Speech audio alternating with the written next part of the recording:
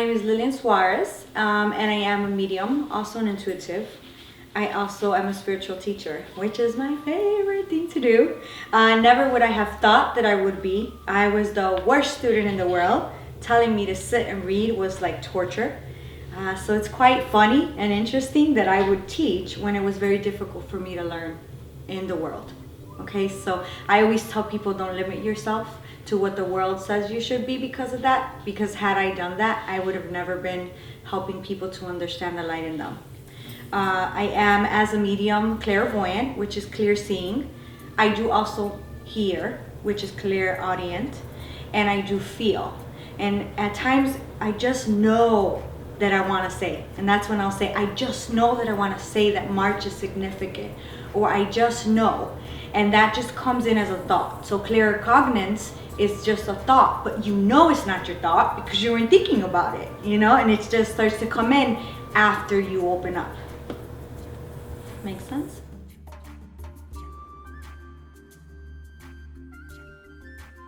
So the first time I saw spirit, I was 14 years old. Honestly, I had been abandoned and was going through a lot at that age. And so the last thing on my mind was mediumship. I didn't even know what a medium was, to be honest. All I knew is that I did not want to go back to the house where I saw spirit. I was scared. It had been the first time that I lost someone that I knew. So I guess I connected it with, oh my God, this is how it's going to feel after someone passes. I kept seeing him with my physical eyes, which a lot of times with my students, I'll find that when they begin to develop, they see with their physical eyes. And then eventually it goes into their clairvoyance, which is inner vision, right? In my early 20s, I would go and get my cards with my friends, let's go for fun, you know? And people would tell me, again, you're very spiritual, because at 14, I did have someone around me that was very, very spiritual and would say to me, you know, you have an ability, you have a lot of light behind you to do God's work and speak God's words. I'm like, I really don't have time for that. Again, in my 20s, I would go and they said, you're very gifted. And I said, okay, well, I'm going to get a deck of cards. And I began to read the cards, but it was inconsistently because I was a mother of 3 by 18. So you can imagine that I didn't have a lot of time to do that. Well, I was trying to help myself, so how could I help others? I can understand now going back why that wasn't time for me to really truly unfold. But at the age of 30 was my turning point. At the age of 30, I found out that I had an abnormal kidney my whole life that had not been detected. And I needed surgery. And when I went to have the surgery, I was supposed to be in the hospital for 2-3 days. I ended up staying there for 7. My lung collapsed. I had 2 blood clots flowing through my body for more than 24 hours. I needed a blood transfusion. So much happened during that surgery, and I felt that I was out of my body. That was my first out-of-body experience. And I was looking down at myself on the bed. And I said, I can't leave. I can't go, you know, like I've been through so much. I even get emotional right now because it's such a blessing to be here, right? But I've been through so much. My kids need me. I can't go. And the first thing that came to my mind was, Lord, I will figure out what that white light is. That they say that I have to speak your words. And I promise to never, ever, ever veer away from that, no matter what happens in my life. And there were 4 women that came and left on the opposite side of me. And I am not lying to you. Each of them came over and said, may I pray for you? And I knew God heard me. And I knew I wasn't going to go. And that's where it began. Because lately I feel as if I'm having out-of-body experiences lately a lot. Like I began to feel through my mediumship that I was stepping into the spirit world instead of just receiving information from the spirit world. And I know that that's my spirit body now, being more detached from my physical body and allowing me to do that. And I started to think, when was the first moment that I could have connected in my life where that happened to me? And it was when I almost died in the hospital. Because I can remember looking down at my body in the corner of the hospital room. And the weirdest thing was that I saw my grandmother that was passed laying on the bed where I was. So I saw spirit again, but it was my grandmother.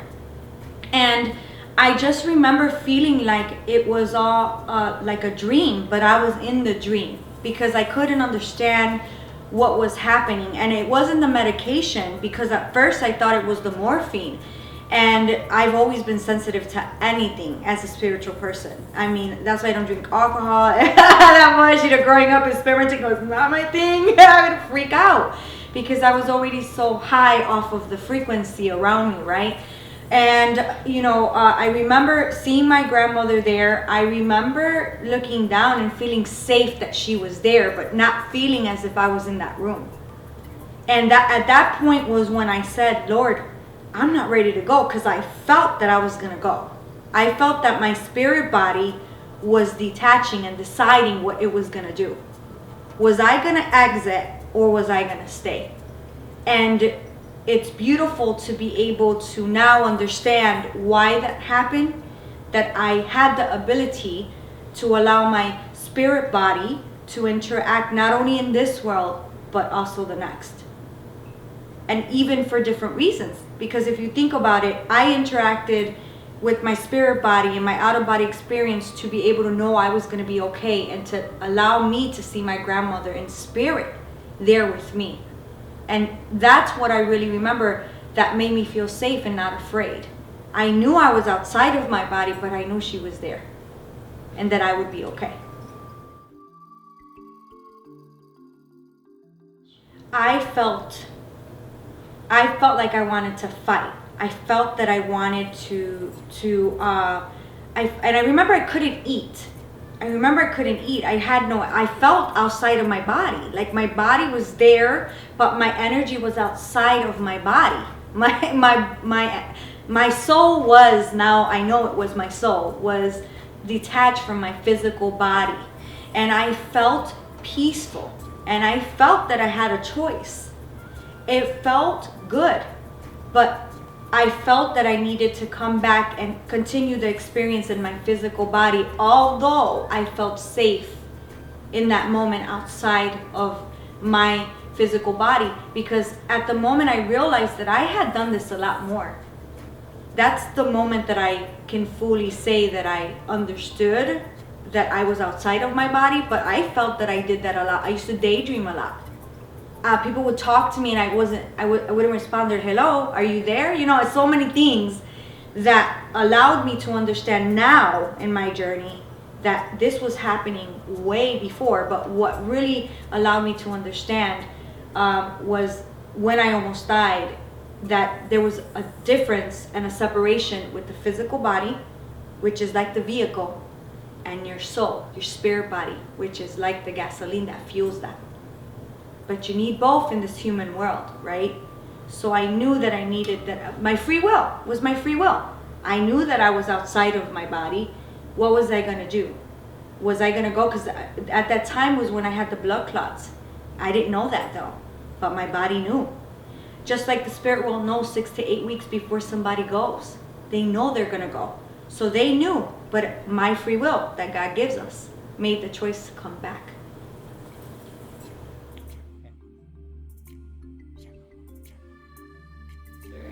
Oh my God. I was a crazy woman. I was online. So I started reading the cards consistently because that was what I knew, remember, from my 20s. That's how I connected with spirituality. So I got a new deck of cards and I started reading, but very often. And one time I read this friend of mine, and she knew of Hay House Radio. And she said, hey, you should go on there. They talk about chakras and all this stuff. And I was telling her, I'm on my journey. I don't know where I'm going. I don't know what that means yet, but I want to continue, So I started going on Hay House, and I started listening to Lisa Williams. She was a medium, and John Holland was a medium. And then you had Deborah King. She talked a lot about chakras and how they were associated to the body, so on and so forth. So I started doing like chakra therapy with oils and herbs and crystals, and it started raising my frequency. So people would come and sit with me to get a reading with cards, and I would just start intuitively reading them. I'm like, and I'm getting this and that, and they're like, oh my God, I feel hot. They started feeling the energy as I was reading them. And I was trying to understand, because I feel like for me, things would happen and then I would gain the understanding. It wasn't like I read a book and then I tried it. For me, it was the opposite. And so I started reading people intuitively, and that's when I did a group on Facebook. And I was like, okay, I'm going to add every intuitive and every medium I can find, because it's expensive to sit with a medium. Or I thought, I don't have $125 to sit with a medium, every other week, and I have so many questions. And so I started calling Hay House Radio, because if you got through the lines, you would get a free gift, like cards or books and stuff like that. And I started expanding from that. And I got through and actually talked to Lisa Williams, which she ended up certifying me. I ended up going and being certified with her. And I said, I want to know if this is the journey I should take, I'll continue to pursue spirituality. I know I made a promise. She said, absolutely. I think that you're a medium. And I said, okay, yeah, no, I don't think so. That's completely crazy. But shortly after that, I started seeing spirit. And I'm going to be real honest, I freaked out. I was raised Catholic. Christian women took me in. That you don't do that. That was something that you don't do. And I said, oh my God, I'm so sorry, God. I put the cards away. I stopped doing everything. I had also become certified with Reiki, because I got through the line to Doreen Virtue, and she said, you're a healer. You need to go find some healing class, and you're going to work with Jesus energy, Jesus consciousness. And I said, okay, well, that's fine, because Jesus is involved. At that time, it was very important that I stayed in the light and that I was doing something for God, because this was all about God, in my eyes. It wasn't about me. And I started expanding, and I put everything aside, because I said, I can't do this. I love you, God, and I'm going to show you that you come first. I'm not going to read anybody. I'm not going to do Reiki. I'm not going to do anything. So for 30 days, I stopped everything. I kept seeing spirit more. And let me tell you, I could have been shot, because I lived the streets. I know what it is to live the streets. I could have been raped, because I slept in cars. I could have been a drug addict, because the drugs were all around me. So I knew that all along those footprints were God's footprints in my life, and that He wasn't going to abandon me then. And that was not the devil, because light was around me. And when I speak to my God, and when He speaks to us, He's loyal. So I knew that this was something that I should pursue. So I continued with my mediumship from there. And I ended up finding Lisa, and she was offering the certification course, and I ended up going to do that.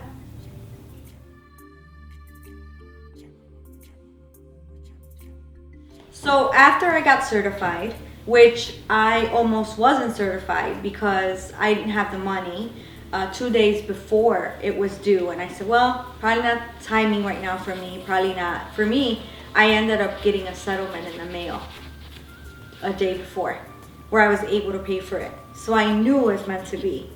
Went through the certification, and I took off. Like afterwards, so excited. I said, wow, I'm not crazy. I'm really a medium. The certification was like spiritual boot camp.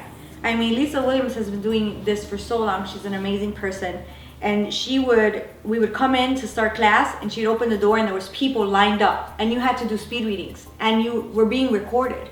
So it's not like you got certified because she just said, yeah, you have the ability to connect with spirit. No, she listened to our readings. We didn't find out 2 weeks after the course if we were certified or not. And she said when she called me, okay, Lillian, I'm going to tell you that you are certified, but I'm going to let you know that the phone's like 2 feet away from my ear because I know you're going to scream. So I was screaming, and her concern was that I was more psychic than I was medium, to be quite honest, because I was working on California Psychics as a reader. So she thought that I was more psychic than I was medium. So the difference between psychic and medium is, mediumship is going and bringing your awareness to the spirit world. I'm receiving information, hearing it, feeling it, seeing it, just knowing. Them coming in and you saying, hey, hi, how are you? Who are you here for? Well, I'm here for my daughter. And carrying that conversation with them, how you would anyone else. The information coming from them, with you just being the medium and delivering that information. A psychic reading, or I like to say intuitive, same thing, comes from your lower chakras. In Lillian Suarez's opinion, everybody has their own view. This is mine. You're projecting your solar plexus area into that person's energetic field where they have their book of life. Okay? They have their book of life. And you're picking up on their thoughts, their emotions, and their environment. Now, a person like me would go to do an intuitive reading, and I might pick up a past life. That is in their book of life. That is in the Akashic records, but it is within that auric field. That auric field which holds different bodies. Physical, emotional, mental, so on and so forth, right? Where we would pick up, why that person is here. But coming back to psychic, we want to talk about guidance they might need or questions they might have, whether that is financial, whether that is in a relationship, whatever it is, right? When they say, this is my intention for the reading, you start picking up on thoughts. You start picking up on environment. When I say environment, I mean, it could be coworkers, it could be family they're worried about, it could be within, again, right, their auric field, what is going on within them as well. We feel what that person feels when we are reading psychically. That's why we can say, I know that you would have nerves, and I feel that you're a nervous person and you've had issues in your stomach. So you feel. So that's the difference between the two.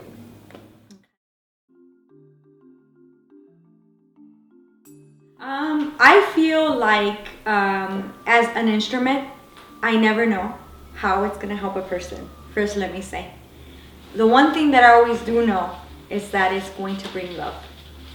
How it brings love is however God wants it to bring the love. People, they grieve different ways. Some are angry, some are emotional, some feel like they've lost their life when they've lost their loved one. I also am a Reiki practitioner. Some people are spiritual and they don't know it. And they don't sleep well, they don't eat well. I feel like I bring that to them in a way that it's not woo-woo, it's not scary, because there's nothing scary about this. It's actually so beautiful. When you open up your heart and you allow the light to come in, whether that's in a mediumship reading, telling a mother that her son is here with her and that he loves her and that he knows that she kisses his picture every single day. Because I don't interview spirit. I let spirit come in and say their story. And that can be in many different ways. And it might have been 8 years that mother was grieving, right? And she's finally finding peace, because I don't know her and I know nothing about her. So how would I have known the evidence that this beautiful son is bringing to her? Not only do I ask the Lord to give me the words and the ability to speak life, and I always say it's speaking words of life, because that's what it is. I ask God to take the opportunity to heal that person through me. And so the more that I'm able to just not put expectation to what I do, or use titles, or say what it should be, because that's a human reaction, the more the Lord can work through me, can heal people by the messages from spirit, or perhaps give somebody guidance that has lost their home and is going through bankruptcy, or doesn't know what direction to go, by telling them, hey, the last 3 months have been difficult, but you know what? This is what's going to happen within the next 2 months. There's, revenue coming in, or there's light at the end of the tunnel, and bringing facts to them so they know, obviously, this is not something that I'm making up, but it's evidential. Whether, again, it is mediumship or it is psychic, right? We're bringing forward light to people that perhaps might have been in the darkness. And that can be brought in so many ways, to that message for that mother of that son, or even me as a medium. I feel like I know my grandmother, my paternal grandmother, more now than I knew her when she was here.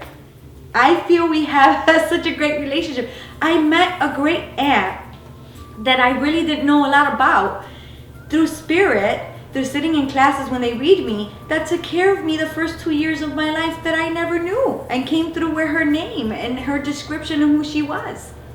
How beautiful is that?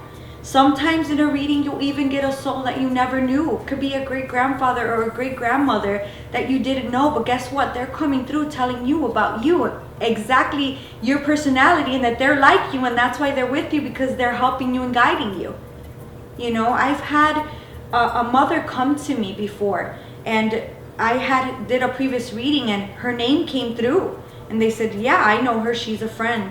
And I end up reading her for free and said, okay, just send her my way. Let's see what spirit has to say. Because again, I stop attaching myself to why and when. Let it be what it needs to be at the moment. Because then that would be coming from my conscious mind. Let it flow. Let me be an instrument. Let me truly be an instrument. Heal the people by the words and by the love of God flowing to me and through me in my heart. Because there's one God. We're not God. It doesn't come from us. It comes to us in a form of words or love. And she came to me and she sat down and she put her purse down on the couch, and she says, if you're a real medium, you'll tell me something in my language, if you're really bringing in my son. And I said, okay, well, again, as a medium, we learn the different stages of grief. You don't attack someone. She's hurting. She's a mother that's hurting. But I said, all right, well, I'm open to it, but I can only give you what's coming through. And I remember seeing a word spelled out, and I said, oh my God, that's not English and that's not Spanish. I don't know how to say this. So I remember saying, let the sound roll off my tongue.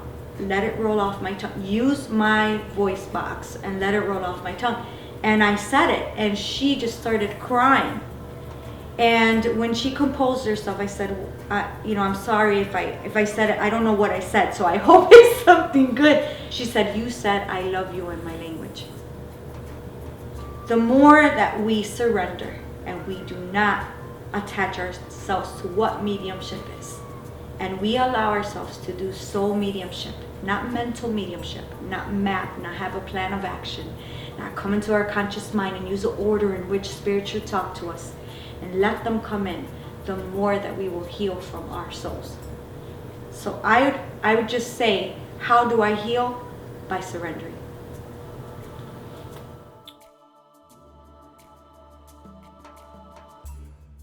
Okay, great. So before gallery or group readings, I start the day before.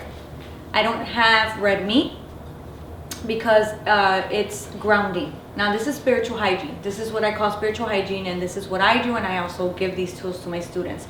Everybody's different. Take what resonates, leave what doesn't. I don't tell them they have to do this, but this is kind of what I do. They make it their own, which is what it should be whenever you're working with any spiritual teacher.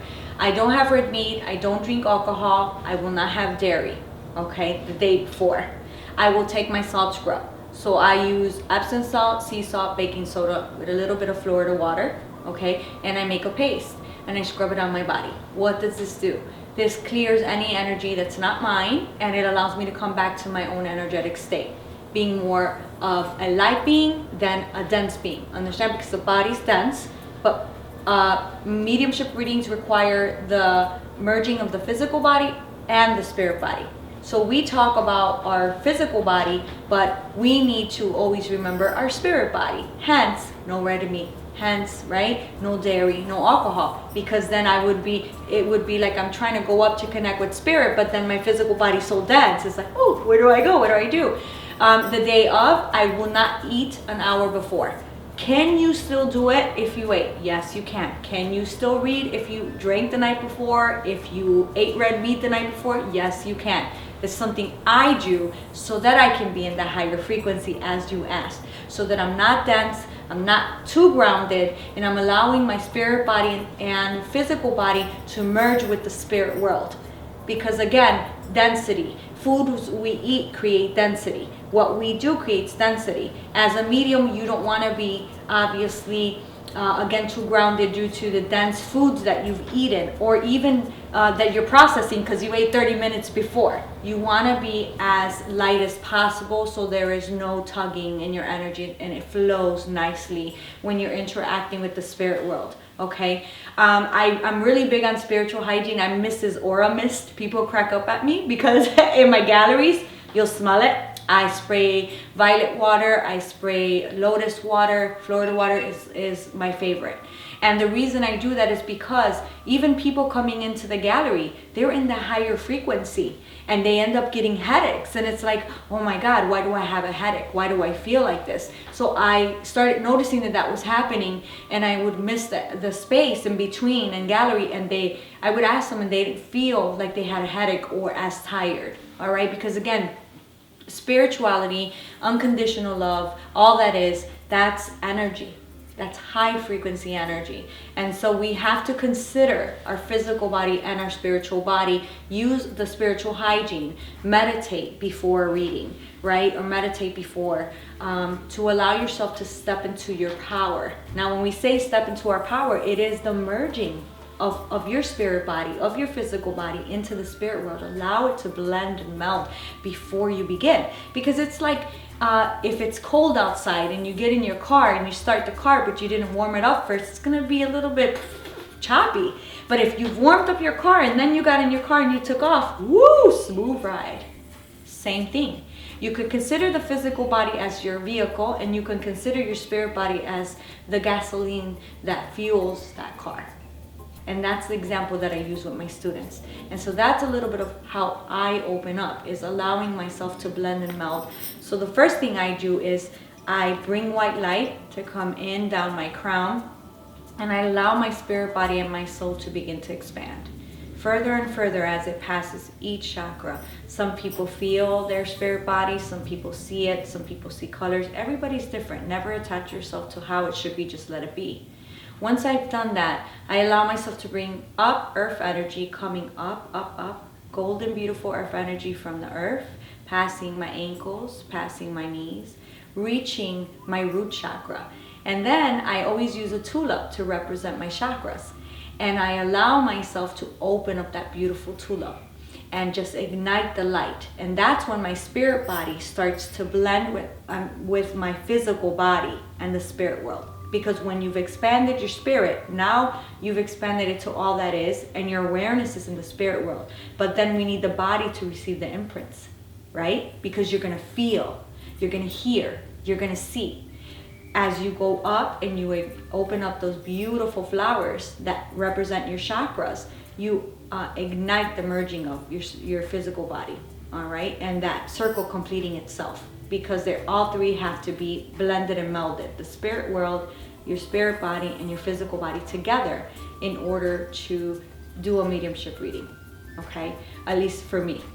And when I get to my solar plexus, I state, I am profoundly clairsentient, and I expand my clear feeling out into all that is, because your solar plexus is associated with your clairsentient, your clear feeling, so that you can feel spirit, so that you can feel whatever it is you need to feel.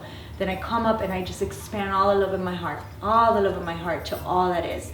And then I go up to my throat chakra and I expand my clear hearing out into the spirit world.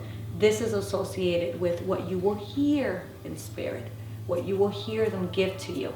Then I go up to my third eye and I say, again, I'm profoundly clairaudient, I'm profoundly clairvoyant, and I expand my clear seeing out into spirit, and I stop right there. Well, by then I can feel an altered state, that I'm in an altered state. My eyes get foggy. It's hard for me to see clacks. That's why normally in gallery I have somebody tell me you have 5 minutes, because I see the orals and everything once I open up. So that's how I keep my frequency up and I prepare.